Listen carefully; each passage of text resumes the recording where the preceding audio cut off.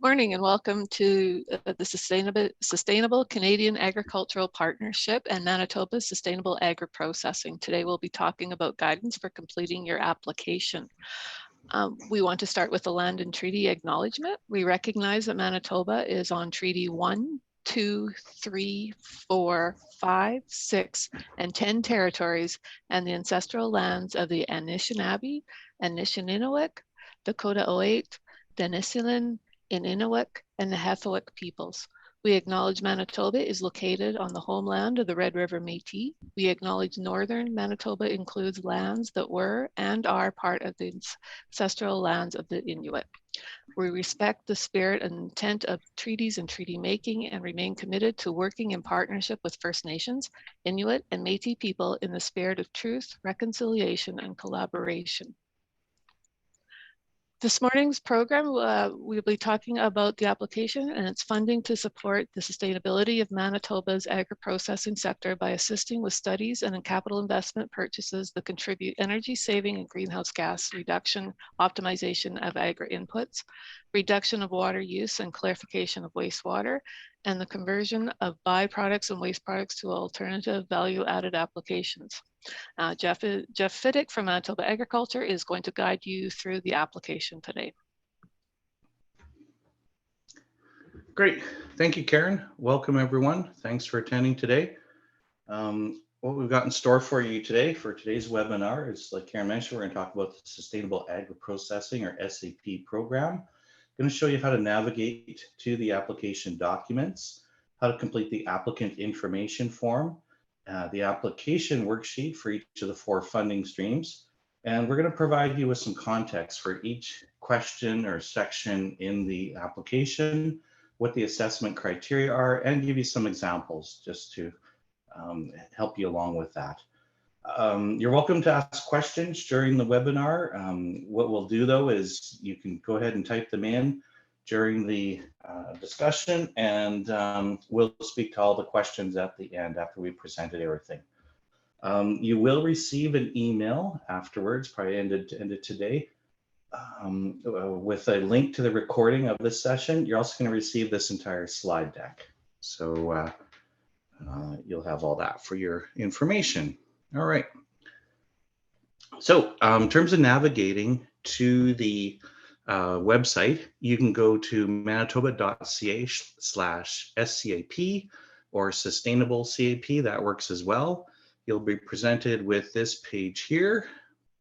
You just want to scroll down and you're going to see a bunch of priority areas. Sustainable Agri-Processing is under Climate Change and Environment. So you would click the plus sign that's indicated by the arrow.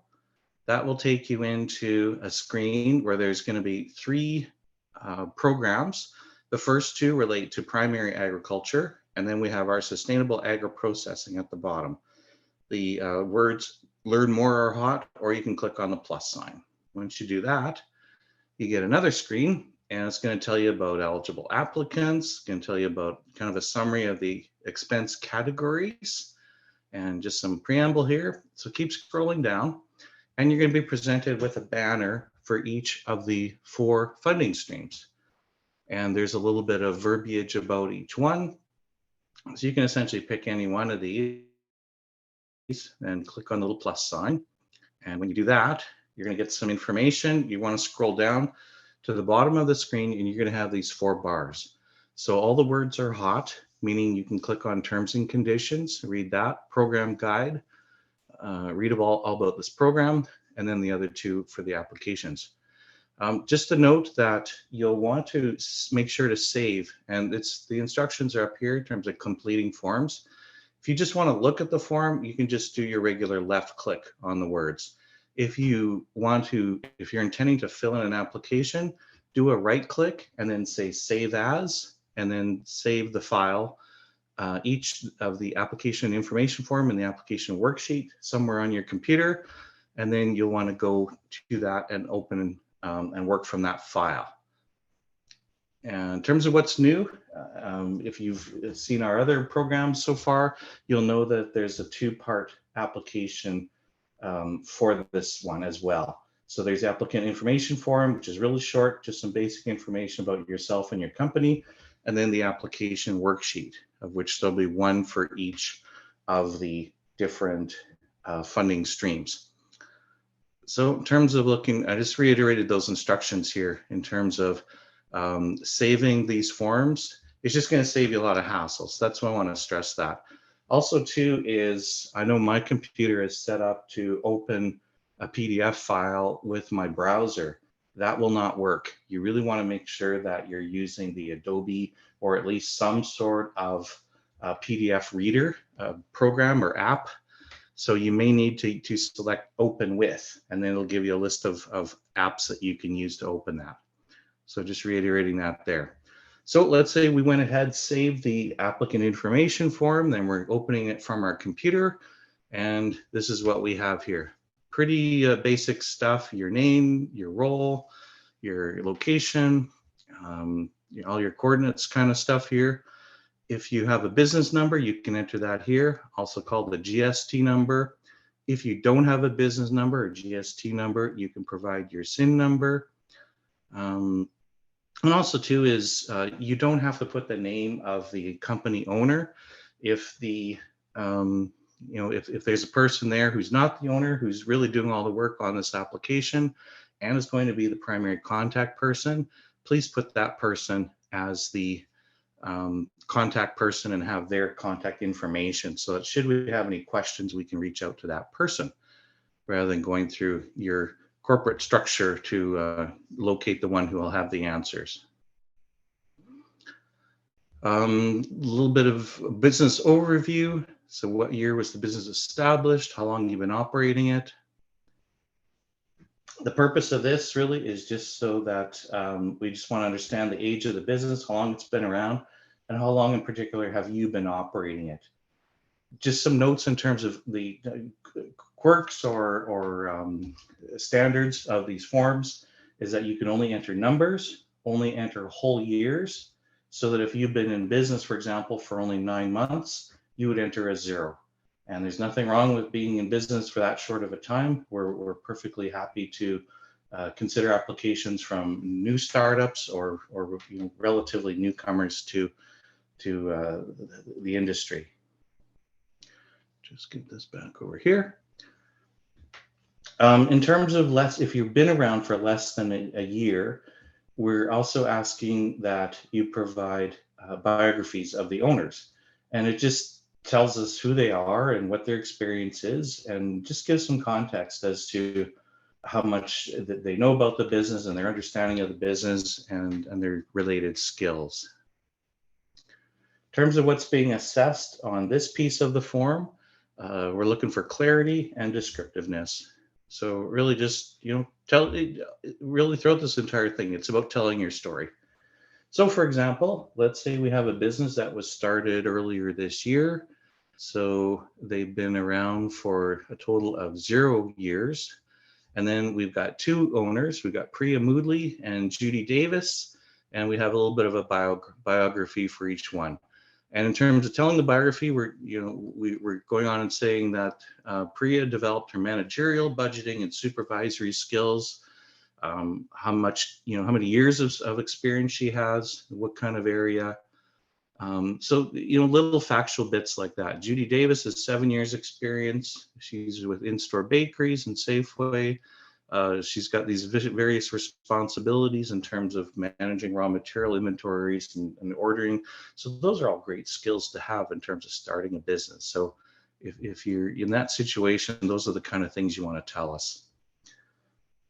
Further on in the applicant information form, there's an opportunity for you to identify who the benefactors of this funding or program are going to be. Nothing is assessed here. It's entirely your option if you'd like to self-identify. And there is nothing here that will influence a yay or nay decision in terms of supporting your application. It's just really for tabulation purposes. If your business organization identifies as an agri-food or agri-product processor, we would like you to please tell us what is your process. And the purpose for this is just to help us understand your production process It might also help inform us of your challenges and opportunities just based on what we may know about your particular subsector. And we also want to make sure that your definition of a processor matches with our definition of a processor. We've learned from experience that sometimes those aren't exactly the same. So in asking you to just explain your process to us, it helps us to ensure. A lot of them are pretty obvious. You know, if you're making cheese or beer or whatever, those are pretty obvious. But there are some where maybe they're kind of on the fringe of what we may think is processing or not. So we ask that. So in terms of an example, we just say, our process for making our gourmet ice cream involves these ingredients that are blended together in stainless steel vats. The mix is homogenized to create a consistent texture. Then we have variety specific ingredients are added to this base mix according to demand. The mix is pasteurized by heating, cooled to destroy bacteria. And then our finished product is packaged in 2 and 10 liter containers. So just a quick thing that says this is how we're making our product. I mentioned earlier that you want to have the contact person as the one who's going to answer questions. So this section here is your place where you would actually say who the real owners are. So you would identify them on here. So in our example, we've got Priya and Judy. They're equal owners, and they would each indicate that they're not government employees or elected officials. And then we have some declaration here. So you'll want to read through these, and then you will need to check them all off. And then at that point, you can save the applicant information form, because you have to still need to prepare the application worksheet. So we're not quite ready to submit just yet, but you'll want to save this, of course. So going back to our website and the different funding streams here. So we have one application worksheet for the building envelope lighting and ventilation upgrades. And it's a bit shorter because that part isn't necessarily quite as involved in terms of the outcomes. And then we have a different form for the input use, water use, and waste use efficiency funding streams. And you need to submit one application for each funding stream. And you are allowed to submit applications for all 4 funding streams if that is your situation. That's not a problem. You are limited to only 1 open project per funding stream at a time. But like I say, you can have all 4 open, and you would need, like say, a separate application for each one. So going back to those colored bars at the bottom of the website, you'll want to make sure to right-click on the words application worksheet, say save as. And then once you open it with your PDF viewer, you are going to get this. So once again, just enter the coordinates of the person that is going to be writing the application or in a position to answer any questions, should we have any. And this one here is the, yeah, no, that's okay. And then project title. So what we want, the kind of getting into the application worksheet process here. So in terms of the project title, what we're looking for is a fairly descriptive title that is meaningful to someone who knows nothing about you or your company. So you want to avoid, vague 1 or 2 or 3 word titles that really don't tell us anything about the project purpose and intended outcomes, or what types of products are involved. And yes, that is a bit to put into a title, but there are 250 characters, so it does give you a bit of space. And of course, there is room further down the application for you to elaborate on your project. But this just kind of helps us in terms of looking down the page of all the projects that we have and being able to maybe categorize them or even just at a glance quickly understand what your project is all about. What's being assessed here is the clarity and the descriptiveness. So, like I say, we're looking for a nice thorough description. So as an example, a specialty ice cream manufacturer will be implementing a wastewater purification system to clarify its wastewater to comply with municipal requirements and avoid non-compliant service charges.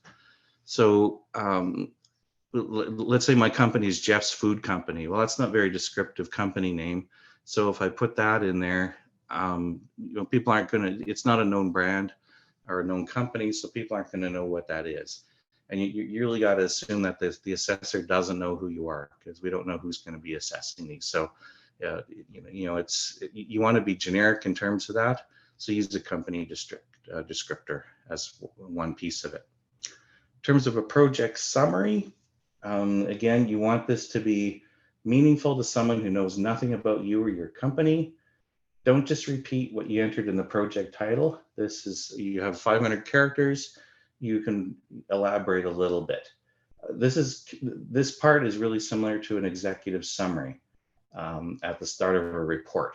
So, and what you might want to do is actually jump ahead, write out your project description, and then maybe pull a couple highlights from that to use in a project summary. A little repetition in that direction would be okay. Okay, what's being assessed here is clarity, descriptiveness, and can we understand the project based on this description? So project summary, I'm not going to read all of this to you, but it's basically saying that we have an issue with wastewater, and it's composed of organic matter and suspended solids from from our raw materials. So we have a factory in RM of Winkler. We've been in business for this long, and we have these certain limits that we're going to try to meet or exceed or underperform in terms of hitting these limits. And then just saying the project is going to analyze the feasibility and cost of implementing a wastewater purification system. Alternative systems will be considered and a solution will be adopted. So just kind of saying, here's our issue, here's what we're planning to do about it in a summary form. Just a note too is on the top of the sheet, I've identified what funding streams apply. So for most of this, for the first part, it's going to be all 4 funding streams. The application is identical in terms of what we're looking for.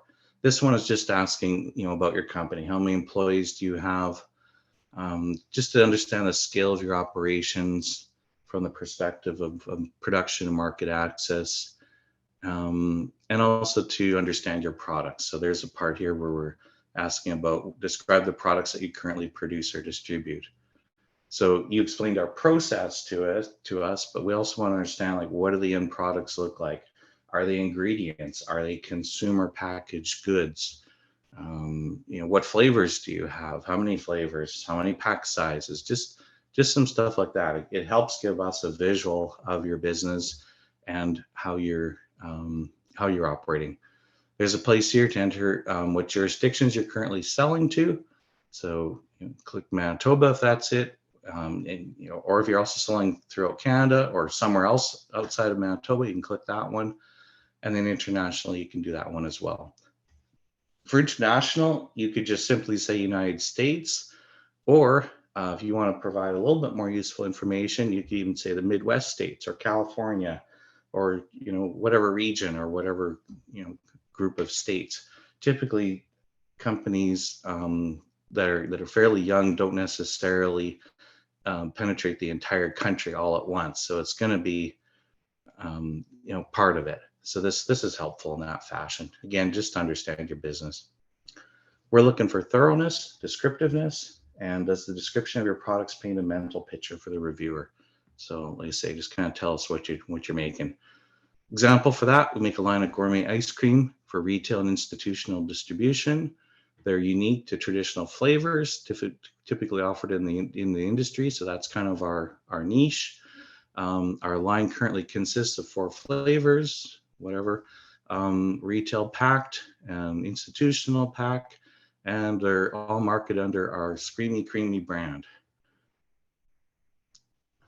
Okay, moving along. This is for all funding streams, and we're looking for your ag inputs. Again, just to understand the scale of your business, and also to really look at what are the impacts of your business on Manitoba producers. There are no wrong answers. If you're not buying anything from Manitoba producers, that's perfectly fine. There is no prejudice against that. We just want to help understand your business. And really, we do use this for reporting outcomes. So if there are Manitoba inputs, then it just gives us another point to mention to the decision makers about your project. What we do too is we would use this information to then extrapolate what the future prospects of these inputs might be, just in terms of saying, well, if your business is growing by a certain amount, then here's what that's going to look like in the future. So as an example, we're going to name the ag input in column A. We're going to identify the source, and we have the provinces listed, and then we say outside Canada. So we don't really need much detail when it's outside Canada. You can put the detail on this chart here. You only need to enter the numbers. So you see there's commas and decimals. That's all added by the sheet. I just simply typed in 20,000, enter, and it added the punctuation. Whatever unit of measure, you can enter that, and then the cost per year. Same thing, I just entered 30,000 here, hit enter, it added the $sign, the comma, and the period, and the extra zeros. Rounding is perfectly fine. You don't have to give us numbers to the penny. We're curious to know who you're currently selling to. So this is a little bit different than you may have seen if you've applied for the capital or market development programs, because this program also includes agri-processors, or I'm sorry, primary producers, which the other one do as well. But we think there's more opportunity to look at primary producers selling to agri-food processors or agri-product processors. So we've added those in there because there may be ingredients moving from primary producers to these other entities. Again, we really just want to help understand your business. There are no wrong answers to this. It's not used as part of the assessment. And just to clarify here, so in terms of putting an entry for under agri-food processors, so let's say you're a farmer, you're a cattle producer, something like that, or you're selling, flour, grain, potatoes, meat, whatever, directly to an agri-food processor as they're going to be their inputs. Or you may be an agri-food processor yourself, and maybe you're selling ingredients or semi-finished goods to other agri-food processors. So we're thinking at this scale, it might be business-to-business transactions. So we kind of want to capture that. Wholesale distributors, that'd be companies like DeLuca's Wholesale, Pratt's Wholesale, but it can also be ingredient distributors too. So that's another option. Retail stores, we're thinking like could be grocery stores, typically restaurants, and then any other customers you might sell to. And again, this is just to give us an idea to understand your business. Nothing is assessed here, just as kind of a starting point in terms of where things are at this moment in time for you. And you stick some numbers in there. All right, so there on the input, water, waste, and use efficiency application worksheet only, there's a place where you would select which one of these your application is about. So you just tick a box. And like I mentioned, if you were applying to more than one of these, you would need a separate form for each one. And I would think that the verbiage entries will be quite different between an input use, a water use, and a waste use kind of a project, because there should be different issues at hand there. So, all right, so project information. So we're looking for you to describe the main issue that the project is intending to solve, or maybe it's not an issue, but it's a business opportunity that you're exploring. And we do have examples with here. So we said, in this example, this project will first study the feasibility and cost benefit of implementing a company scale wastewater purification system. If implemented, the system will remove fats, oils, grease, and other suspended solids from the company's wastewater with the goal of achieving clarification of at least 90%. So that's, that's kind of what we're looking for in terms of defining your project. And there's lots of room, 1,000 characters, and that's definitely not 1,000 characters what I just uttered. Say purpose is, why are you doing this project? Share your thought process, analysis. Feel free to think out loud and share those thoughts with us. I think all too often we see a project description where it's just like you're always going to be like 5 steps ahead of us. So you kind of got to think about our perspective. We don't know your business. We don't understand your issues. So if you can kind of back up a little bit and say, well, this is what's going on. This has created an issue, and now we're at a point where we want to address it, and this is how we're going to address it. I think the thing I find too is when I'm looking at applications, I have all these questions coming in my mind, and if it's possible for you to kind of think in the same way and say, well, I'm telling Manitoba Agriculture about this certain part of my business or this thing that's happening, and are there any questions that rise from that? And again, you know your business, you're living it every day, so please try and think from our perspective in terms of not knowing it, and just kind of back up, give us some backstory in terms of where this is all coming from. So this one is being assessed for thoroughness. Specific metrics or amounts provided, those are always helpful. And really, I look at that as a credibility thing in terms of it demonstrates to me that you know your business, you've done your research, and there's some sort of analysis that's informing your decision-making process. So I created an example here with furthering with the ice cream manufacturing plant. Essentially saying we need a solution for the treatment of our wastewater. And we've been told that their limits are 500 milligrams per liter. 500 milligrams per liter for suspended solids and 1,000 milligrams per liter for chemical oxygen demand. These are things you probably may not know on your own. So if you're working with a professional in this field, they can probably provide you some of this language so that you can then convey it in your project. And essentially this goes on to say that this project is going to analyze the situation. We're going to consider options that are available to us. Of course, you're going to use a professional consultant, I expect. And then you're going to say, what we're going to implement. So this is still kind of a bit of a high level description, or almost, just kind of starts with that part of it. And then there's going to be another piece right away where you can explain the solution, like how specifically are you going to solve this opportunity? And that's this next question here. Explain how the issue will be solved or business opportunity explored. And again, just noting on top here, this is going to be consistent for all funding streams. So this one here, we're looking for the main or first issue opportunity that you identified, and really just want to get details. So, and I put the project information in the corner here just to kind of say, well, you're referring to that when you're explaining how you're going to address this issue. So what's being assessed here is the thoroughness, sufficient explanation for the solution you arrived at. And again, we're just looking for you to please let us into your thought process that informed this solution, just so that we can be, walking, shoulder to shoulder with you in terms of understanding this, and hopefully agreeing with it in terms of saying, yeah, this all makes sense. You've obviously done your homework, you know your business, and this sounds like the right way to proceed. So this is getting to some of the technical stuff in terms of the flotation systems we're looking at using. We're using Wiley Wastewater Consultants Incorporated to assess our current situation. So you've probably been working with this company for a while already, and just getting to maybe some of the technical language here.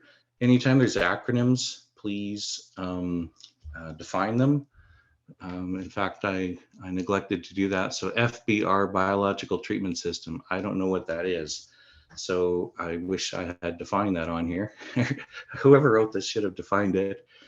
And same here. So, and of course, government, we're terrible for using acronyms and forgetting what they mean. But yeah, anytime you're having any sort of technical language, please help us out by giving the definitions of these sort of things. Any secondary issues. So typically, when you solve one problem, you might be creating another problem. So for example, removal of suspended solids from wastewater is going to require us to process or dispose of the resulting biosolids. So we were flushing them down the drain, out of sight, out of mind. But now that we're going to separate them, now we're going to have all these solids piling up in our factory, and we got to figure out what to do with them. So do we find a way to dump them somewhere else, or maybe we can have them analyzed and see if there's anything there that might have some value to somebody. And then maybe they're good to go as is. Maybe there's some further processing involved that we might want to explore, and then try to monetize those waste materials. In terms of purpose, we're giving you an opportunity to communicate that you've thought through your project and the potential outcomes or problems that may arise as a result of that project.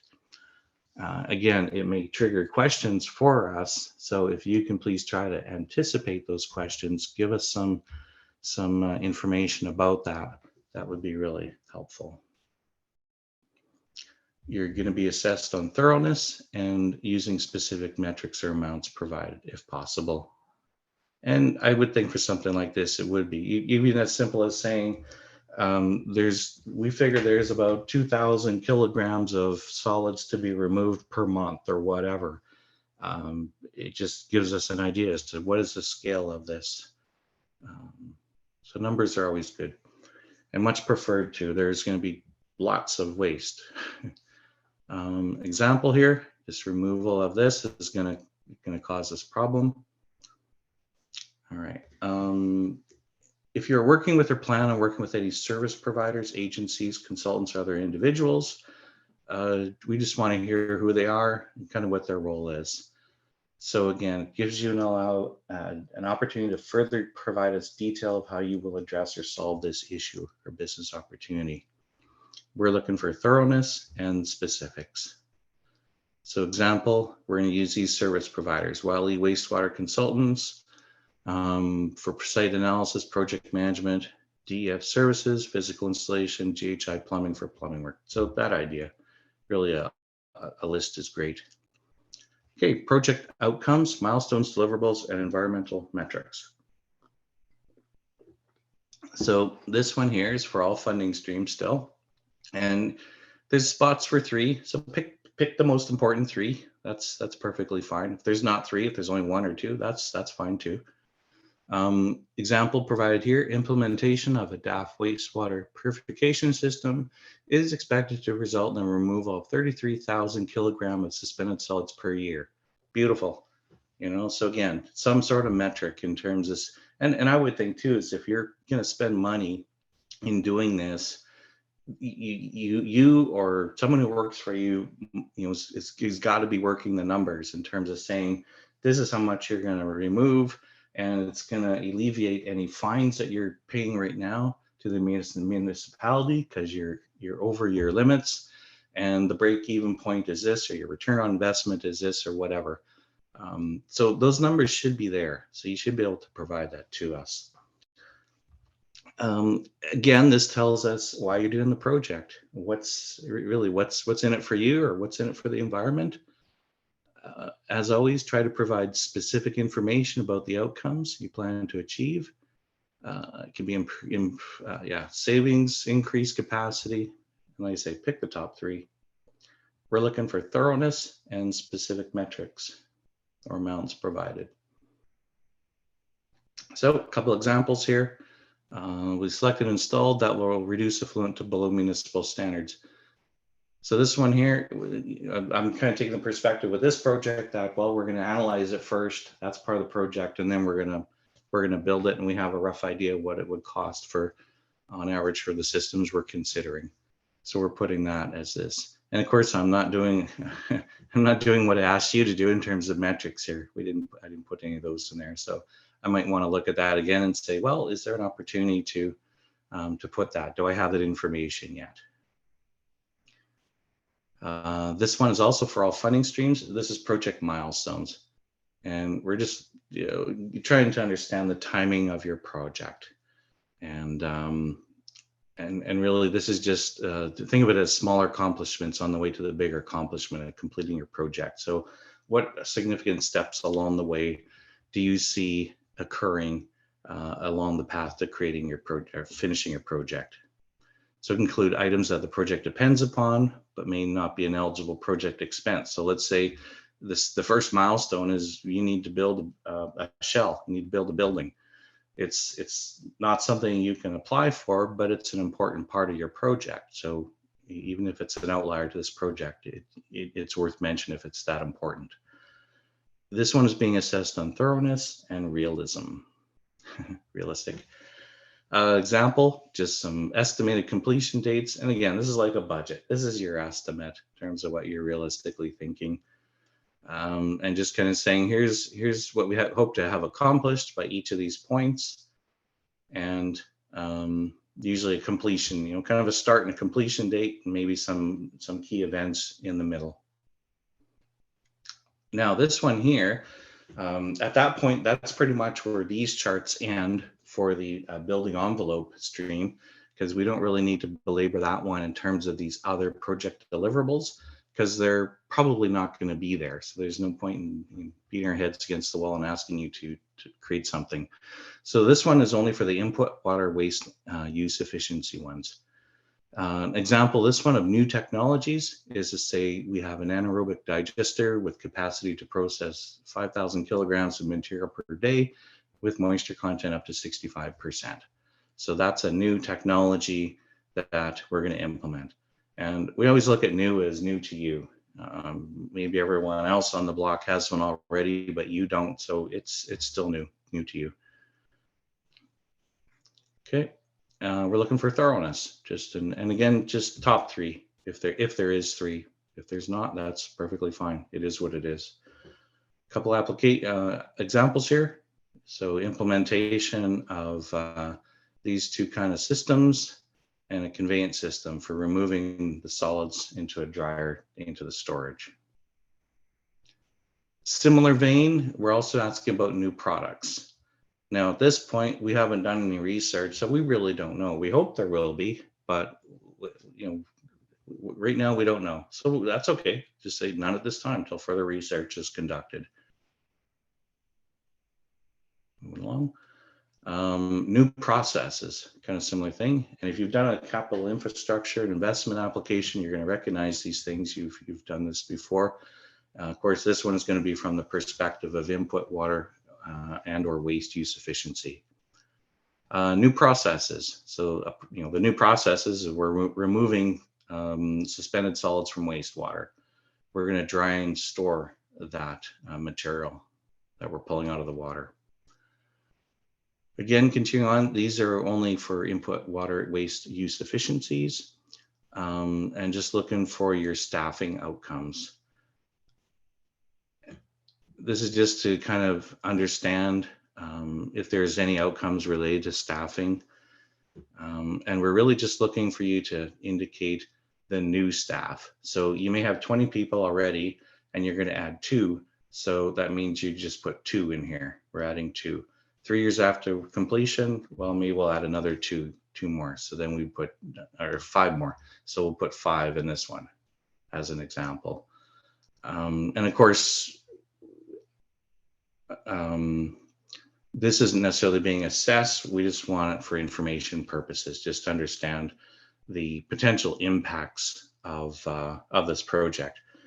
Given the current labor situation, we're not necessarily really looking to be adding jobs. We're really hoping that there's going to be a transformation of existing jobs, where there'll be incremental skills needed to be learned by incumbent staff, or that if there are new hires, that they're going to be skilled jobs and that they're going to be operating, technical equipment or something to do with the technical side of things.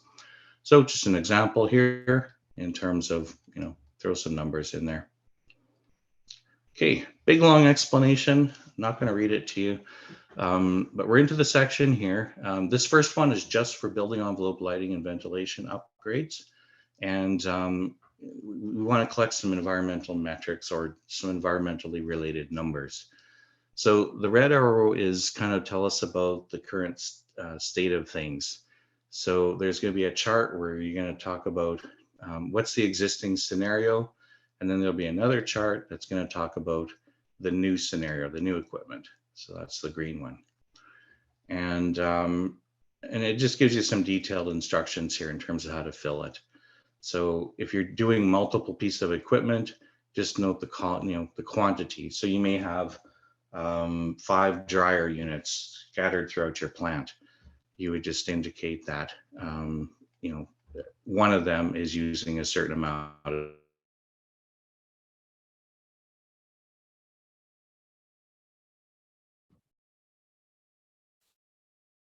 Jeff, I think we've lost your audio.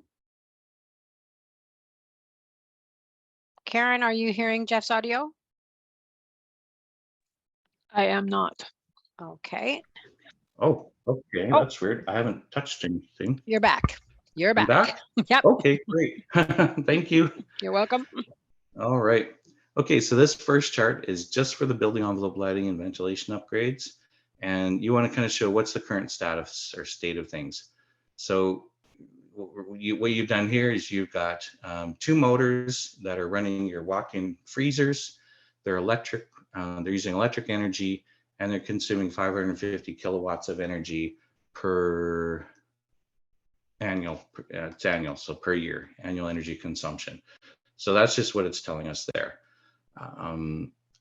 If a lot of things may have it, you may be able to find it online, but typically energy related information is with some assets, or if you're working with an environmental person, they may be able to help you with that too. And of course, we appreciate maybe information isn't perfect, or it isn't perfect at the time when you're starting your project. So, use your best estimate. Now this one here, it's the same chart, but it just says new equipment. So we're just doing a direct replacement. We're taking old motors, replacing them with new motors in our walk-in freezer, replacing 2 for 2. They're still going to run on electric energy, but this one here uses only 300 kilowatts of energy per year versus the 550. So that's all you need to do. And if there's more of this, more stuff, and it doesn't have to be just direct replacement of things.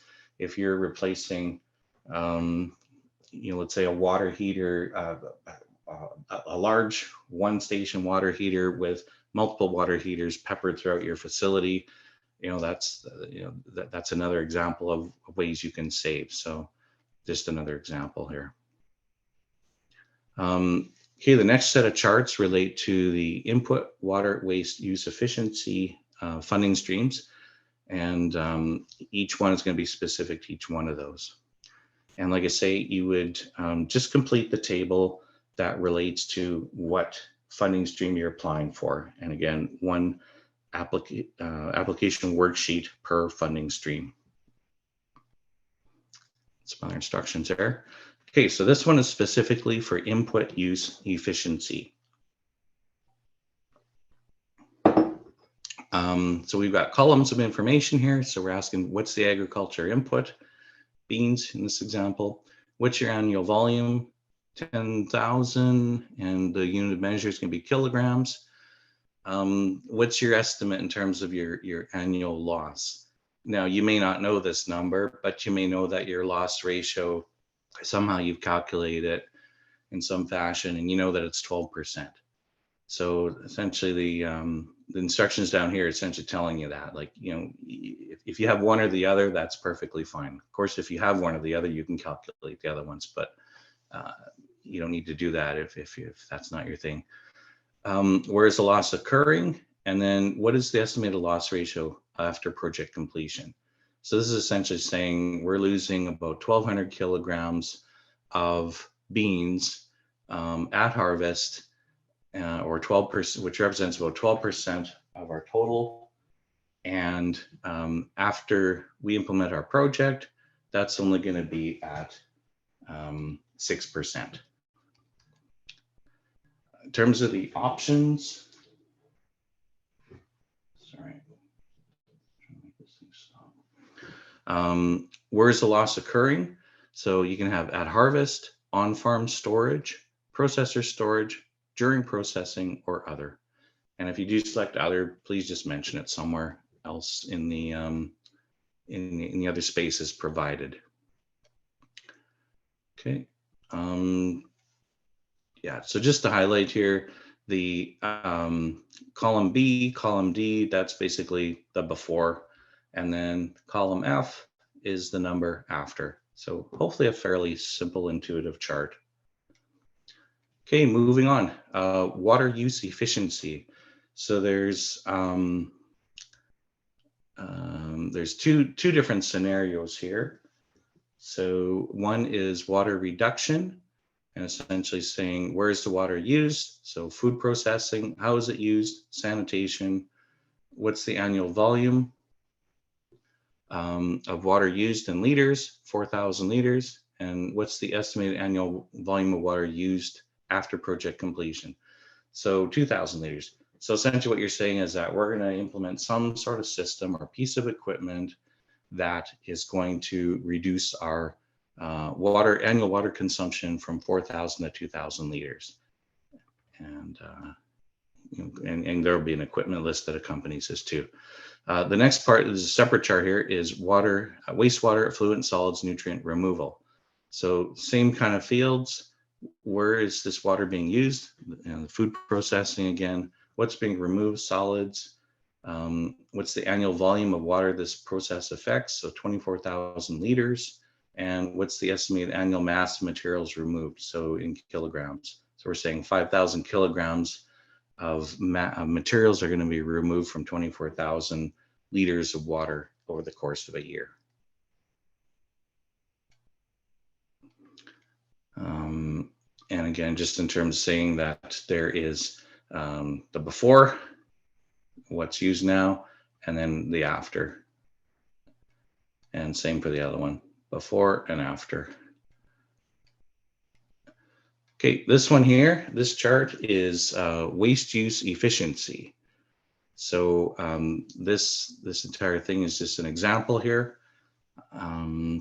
So the red arrow highlights the current situation. So the current situation in this example is that the waste stream consists of culled potatoes under 1 inch in diameter, and there are 20,000 unit of measure is over here, kilograms, that are being disposed of annually. So annual volume is here, it says. Method of disposal, we're selling them to cattle producers within a 6 kilometer radius and approximately 6 loads or trips per year. So that information is really helpful because then we can calculate that if you were to reduce that or stop that, doing that, so if you're to tell us what kind of vehicle is used, what the distance is, we can then look it up and determine the GHG or greenhouse gas reduction that this is going to cause. So as long as you can give us that kind of detailed information, then we can do the work of figuring out the GHG reduction on your behalf. You're welcome to provide that too, but there's not necessarily a place where we're looking for that, but you may want to know that for your own information. The green arrows identify, well, what are you going to do about it, kind of a thing. What's the future status? So plant transformation method is that we're going to mince and then crush potatoes that are under 1 inch diameter into a paste. So we're going to be obviously introducing some sort of process that's going to further process these little potatoes. And then planned method of disposal, well, we're going to sell that paste. We've identified some, maybe through another project, that there's value in that, and we're going to sell it to a soup manufacturer as an ingredient. So that's an example there. Yeah, and I mentioned this already. This is just what the chart looks like, the blank chart. So exactly the same. Everything in blue is obviously where you would fill in your information. There are multiple charts because maybe you've got more than one waste stream. Maybe you've got more than one water related project. So there are multiple charts. Obviously, you don't need to fill them all in, just fill in whatever suits your situation. This one here finally is waste use efficiency. Again, we use the red arrow to identify the current situation. What's the waste stream description? So manure generated from, I'm sorry, I should mention too, is waste converted into energy. So this one here specifically deals if you're converting waste matter into energy. So this is saying that we've got manure generated from livestock. There's 10,000 kilograms of it. You can enter the unit of measure. What are we doing with it now? Well, we're liquefying it and then we're spreading it across 200 acres of farmland. What are you going to do about it? So the green arrows, what's going to change? The planned transformation method is that we're going to process it through our anaerobic digester. How much energy do we think or forecast we're going to create? 2,000 kilowatt hours. And this is annual, it says. Other savings from project. So we mentioned that because if you're liquefying something like manure, well, that takes water. So if we're just going to now use it, have it digested and generate energy, obviously we don't need to add water anymore. So that's going to save 10,000 liters of water per year. So that's a nice metric. And then we have, this is the blank chart for that one. Okay. All right, so that's it for the environmental metric charts. Then you've got your start date, your project estimated end date, and the duration in months. The dates must be entered as year, month, day, with that number of digits. I like to just type in, January 1, 2024, and I hit that, and it gives me some wonky date. So you actually have to enter it in this fashion for the proper date to show up for you.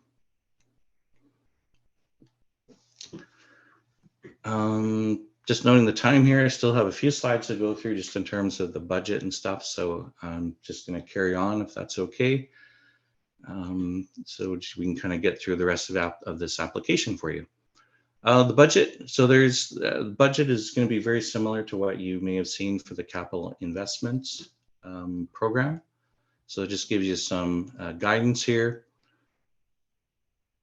in terms of filling that. So there's a chart, you just put in your description and the amount less GST.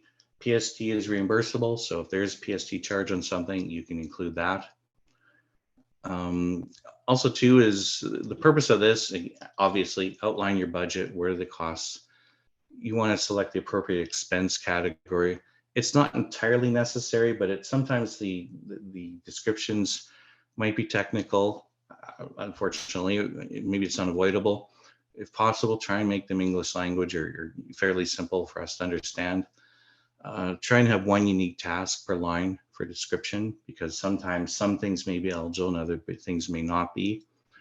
It is a budget, so you can round, probably round up, and even allow for a little contingency, because stuff may increase in cost from when you get a quote to when you buy.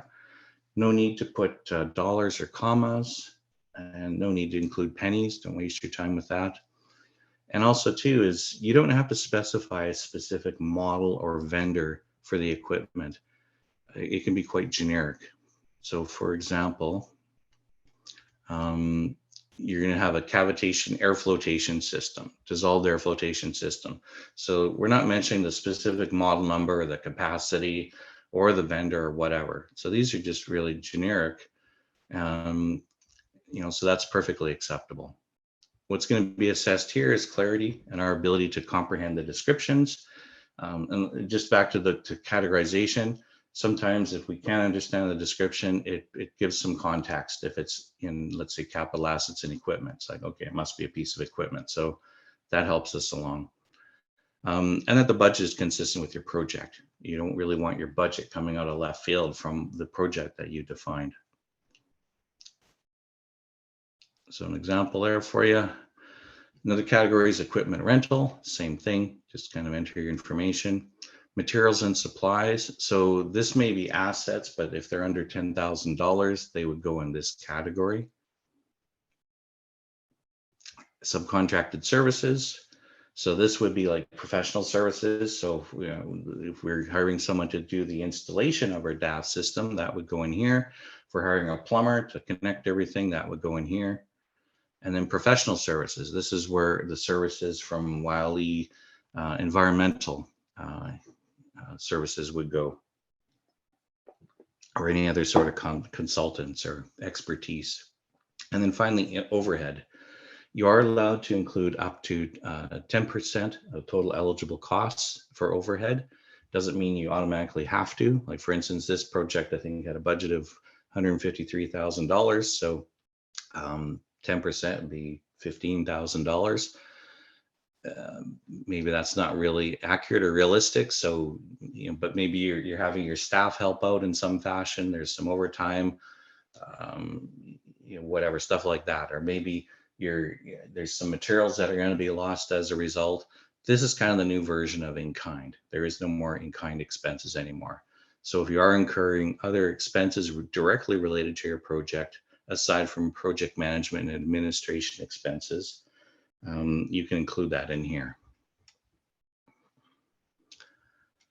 We have the funding stream. This is all for all funding streams, and just to tell us how are you going to pay for your project. Do you have the financial wherewithal to afford this project? So we just want you to tell us what are all the sources for your funding for this project. Also note too is that all SCAP funding is provided on a reimbursement basis, meaning that you need to buy the goods and services upfront, have some means other than this potential grant to pay for them. And then if your application is approved and you're funded, then you would make a claim after your project is completed, or while it's in the process of being completed, you can make interim claims, and then you would be reimbursed. So therefore, in the funding non-repayable category, that's where other grants you could put, if you're getting them, you could put that in there, but you cannot put any sustainable cap potential funding in that box. Yeah, really, we're just looking to see that you have adequate funding. What are your sources? We're looking for this to be realistic and that you have the capital and financial capacity. So just an example, you have your total project costs, you got some cash, maybe you're going to sell some inventory. Maybe your owners are going to chip in some money. Maybe there's an interest rate, maybe there's not. Lines of credits. I think I've seen some people, they send a separate note and say, we have this line of credit and we don't have a term. Yep, we understand that.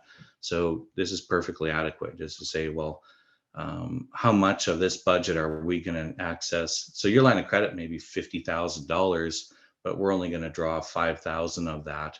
And our interest rate for that line of credit is 5.65%. In this chart, again, just enter the numbers. So, 63,000, enter, it'll add the dollars and the punctuation. For the percentages, just put 5.5, 5.65. You don't need to add any percentages. Term needs to be in months. And then we have other information. So this is completely optional. If there's other stuff you'd like to tell us about yourself, about your company, your story of your company, go ahead and do that in here. There's really just gives you an opportunity to tell us anything that you want to tell us, but maybe we didn't think to provide you a space to do that. So it can be whatever you want it to be. Maybe awards, achievements, recognitions you've received, your products received. Links to articles are cool, so anything like that. And it doesn't have to all be in here. If there's a separate document you want to share, if you got a business plan or other materials, or a slide deck, photos, whatever, that can all be sent with your application. And nothing is being assessed here. It's totally informational and totally optional. Okay, we're getting to the end here. We're almost done. Sorry to go over time. Hopefully you're still with me. Privacy notice and declaration. This just explains what information is being gathered, why it's being gathered, and the rules that govern its use and And if should you have any concerns, there's a access and privacy coordinator at this number that you can contact. Or if you do have a question you want to email it to, you can send it to agriculture@gov.mb.ca. There's another declaration here, so you want to read through these, make sure that you agree with them. And once you've done that, you can check them off. Oops. And keep carrying on to the bottom of the page. Another thing to check off here, you provide the date in here in the same format as I noted earlier. And this is basically your signature. By you checking this box and putting the date, that's our version of you signing it. Once you've got everything assembled, you'll definitely want to save this before you submit it. And if you hit submit, then it'll start an email for you using your preferred email browser. You should receive a notification. I'm not sure if it's immediate or if it takes a moment or two. And sometimes if there's large files being sent, that could take a while. So maybe give it a couple hours, and if you should receive a notification from our agriculture email notifying you that your application has been received. If you do not receive a notification, please feel free to follow up with this. Hopefully if you're not applying right at the last moment, there might be, if there's a couple days between when you apply versus when the intake closes, feel free to reach out to this email handle and identify yourselves. I sent in this application for this program, didn't receive a notification. Please let me know if you received it or not. And we've had a couple clients where they sent their application and either it was sent and is still circling the earth as we speak, or they had a breakdown in their email system. And unfortunately, the program unit needs to adhere to the rules of the intake in terms of saying the intake closes at this specific time, this specific date. And in fairness to all the other applicants, we're not really looking to accept anything outside of that. So if that should happen where you don't get a notification or you have any concerns about your email system, as a suggestion, you may want to go to your sent folder in your email application and take a screenshot. You should have an application on your computer that does that, or use your phone, take a snap, save it, just in case there is any dispute about whether you sent your application or whether you sent it within the intake period. This way you do have some backup to prevent any disappointment with being included in that intake. The first intake for this program is now open and it runs until the end of the day. So right until 11:59 at night on Tuesday, July 11th of this year. And that is it. Sorry that was so long. If anybody's still there, and if you have any questions, please fire away. Thank you. Thanks, Jeff. We have one question. Do you let applicants know if their application was unsuccessful? Absolutely. Yeah, definitely. And I'm not sure what our information letter is going to look like this time around. Previously, I started with a notification letter that provided specific reasons as to why the application wasn't successful. And then we transitioned to a standard boilerplate letter where it just said, sorry, your application didn't make it. Should you have any questions or wish to follow up, then they would typically reach out to myself. And that's certainly an option this time around. So, whatever fashion we choose to let you know, you are definitely welcome to to reach out to us, and that can be the start with the agriculture@gov.mb.ca email, and I can walk through you question by question or identify the issues that prevented it from being successful. Thank you. I see no other questions. Does anyone have any additional questions for Jeff?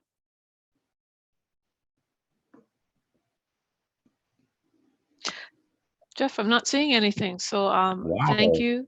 Thank you It's for been this. really thorough. Yes, yes, really My thorough. pleasure. Thank you for providing the information and insight. We're looking forward to seeing many applications for this intake on July 11th. So thank you again, Jeff, for your time, and thank you. Oh, we have one more question before I let go. Cool. Can one part of your application be accepted while other parts aren't? Yes. You know, I actually had that one from a previous session, and that is a good question. I should have kept it in here. Yeah, absolutely. For instance, like we will go through the budget, and you may have included something where it's just like, oh, sorry, that's not eligible. We just mark it, and that item, that budget line would just be zeroed out. And then you'd be notified that when you're, should you be approved for funding, the budget is basically kind of reverted back to you. So whatever you provided there, you can go down the line, and if there'll be an item and it'll say not eligible, and that line would be zeroed out.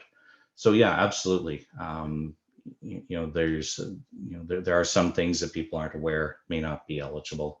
So, but you can still have, get funded for the rest of the project. Thank you. Yeah. And when did you say the application closes? Tuesday, July 11, at the end of the real day, not the work day. Okay, thank you. Awesome. Cool. With Thanks, that, everybody. we'll call it a day. Thank you, Jeff. And yeah, like I say, we're looking forward to seeing everyone's applications. Thank you for joining us today.